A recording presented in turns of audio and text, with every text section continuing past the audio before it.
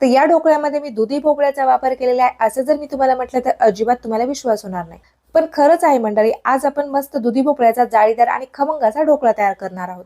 दुधी भोपळ्यावरील साल काढून आपण दुधी भोपळा किसून घेतलेला आहे. 1 वाटी आपण दुधी भोपळ्याचा किस घेतलेला आहे. 1 वाटी आपण यामध्ये बारीक रवा घातलेला आहे. अर्धी वाटी आपण यामध्ये बेसन पीठ घातलेलं आहे. अर्धी वाटी आपल्याला यामध्ये दही घालायचं आहे.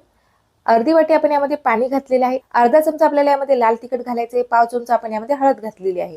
पाव चमचा आपण यामध्ये जिरे पावडर घातलेला आहे. अर्धा चमचा आपण यामध्ये चाट मसाला घातलेला आहे. 1 चमचा आपण यामध्ये तीळ घातलेले आहेत. चवीपुरतं आपल्याला यामध्ये मीठ घालून घ्यायचंय. आता मिश्रण आपल्याला छान असं मिक्स करून घ्यायचंय. आता हे सर्व साहित्य आपण छान असे मिक्स करून घेतलेले आहे. झाकण ठेवून आपल्याला 10 मिनिट याला मुरू द्यायचं आहे. 10 मिनिट झालेले आहेत. रवा आपला छान असा फुललेला आहे.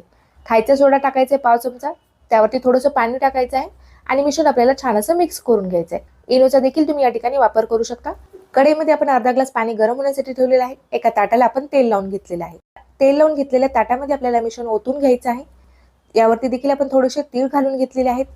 आता कढईमध्ये आपल्याला हे ताट ठेवायचं आहे आणि झाकण ठेवून आपल्याला 15 मिनिट याला छान असं शिजू द्यायचं आहे. 15 मिनिट झालेले आहेत. आपलं मिश्रण छान असं शिजलेलं आहे. ढोकळा आपल्याला कढईमधून बाहेर काढून थंड करून घ्यायचा आहे. ढोकळा आपला छान थंड झालेला आहे. आता मी लगेचच कट करून घेत आहे.